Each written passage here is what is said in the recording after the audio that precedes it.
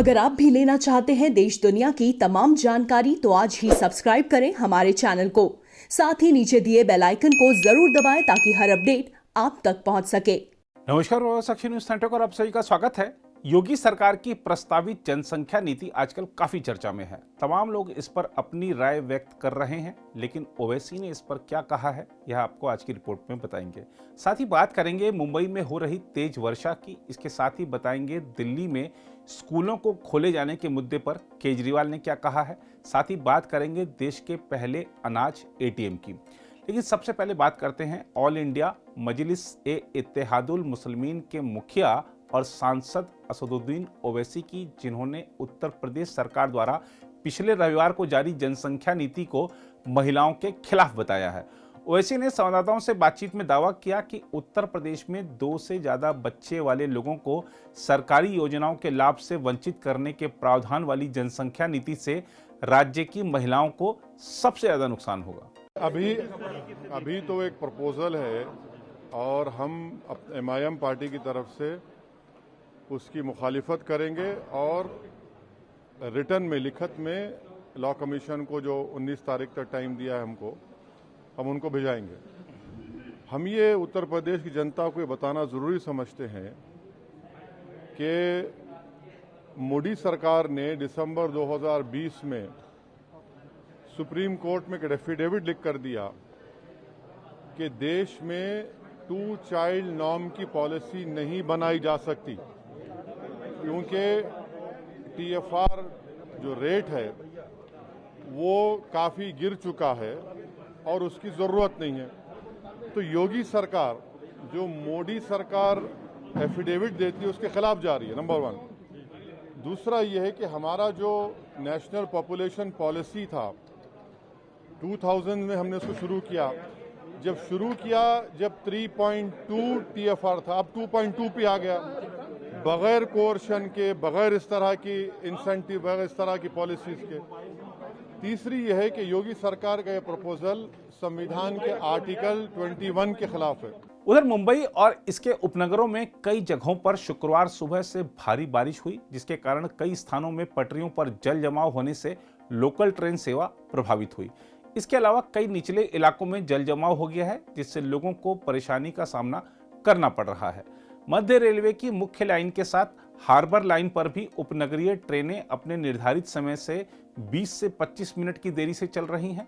कोविड-19 महामारी के मद्देनजर लोकल ट्रेन सेवा सिर्फ स्वास्थ्य और आवश्यक सेवा से जुड़े कर्मियों के लिए चल रही है। आम यात्रियों को अभी लोकल ट्रेनों में सफर की अनुमति नहीं है। नगर निगम के एक अधिकारी ने बताया कि शहर में शुक्रवार सुबह से ही बारिश हो रही है, लेकिन इसके उपनगरों में अधिक बारिश होने की सूचना है। मध्य रेलवे के एक अधिकारी ने बताया कि पूर्वी मुंबई में कुर्ला स्टेशन के पास पटरियों पर जल जमाव के कारण मुख्य लाइन यानी छत्रपति शिवाजी महाराज टर्मिनस और कुर्ला के बीच और हार्बर लाइन यानी CSMT वाशी पनवेल मार्ग पर उपनगरीय ट्रेन सेवाएं सुबह से प्रभावित हैं। उन्होंने बताया कि कुर्ला विद्या विहार के बीच धीमी लाइन ट्रेन यातायात को तीव्र गति की लाइन की ओर मोड़ दिया गया है। उन्होंने बताया कि हार्बर लाइन पर लोकल निर्धारित समय से 20 से 25 मिनट देरी से चल रही हैं। उन्होंने बताया हालांकि ठाणे वाशी ट्रांस हार्बर मार्ग पर ट्रेनें तय समय से चल रही हैं। इस बीच दिल्ली के मुख्यमंत्री अरविंद केजरीवाल ने कोरोना वायरस महामारी के मद्देनजर निकट भविष्य में राष्ट्रीय राजधानी में स्कूलों को फिर से खोलने की संभावना को खारिज करते हुए कहा है, जैसा कि हम अंतर्राष्ट्रीय प्रवृत्ति देख रहे हैं, कोरोना वायरस महामारी की तीसरी लहर आने की आशंका है। इसलिए जब तक टीकाकरण प्रक्रिया पूरी नहीं हो जाती, हम बच्चों के साथ कोई खतरा नहीं मोल ले सकते। इसलिए फिलहाल स्कूलों को दोबारा खोलने की कोई योजना नहीं है। बच्चों के पेरेंट्स को एक और चिंता सता रही है क्योंकि पड़ोसी राज्य ने स्कूल खोलने के, आप लोग कुछ ऐसा तो अभी नहीं।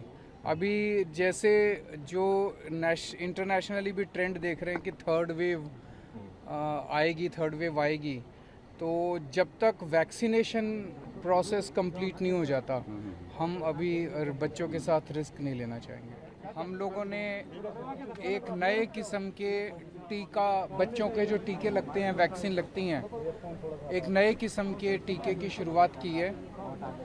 अभी तक दिल्ली में 12 बीमारियों के लिए टीके बच्चों को लगाए जाते थे।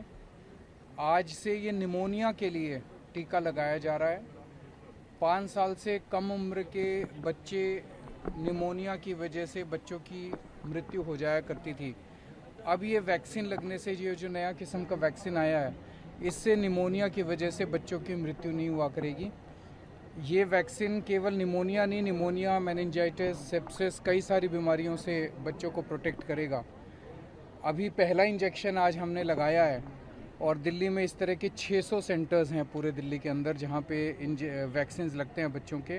तो अब ये सभी कल से सभी 600 सेंटर्स पे लगने चालू हो जाएंगे। दूसरी ओर देश का पहला ग्रेन एटीएम गुरुग्राम में पायलट परियोजना के रूप में स्थापित किया गया है और यह मशीन एक बार में 5 से 7 मिनट के भीतर 70 किलो तक अनाज निकाल सकती है।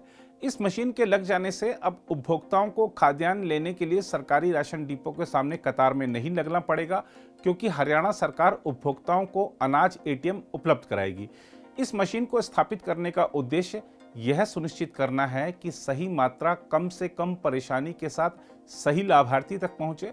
इससे न केवल उपभोक्ताओं को लाभ होगा, बल्कि सरकारी डिपो में खाद्यान्न की कमी की परेशानी भी समाप्त होगी और सार्वजनिक खाद्य वितरण प्रणाली में पहले की तुलना में अधिक पारदर्शिता आएगी। उपभोक्ताओं के लिए जो खासकर जो वेट का किसी की कोई शिकायतें होती थी या किसी और प्रकार की शिकायतें होती थी, उसमें उसका कोई भी गुंजाइश नहीं रहेगी।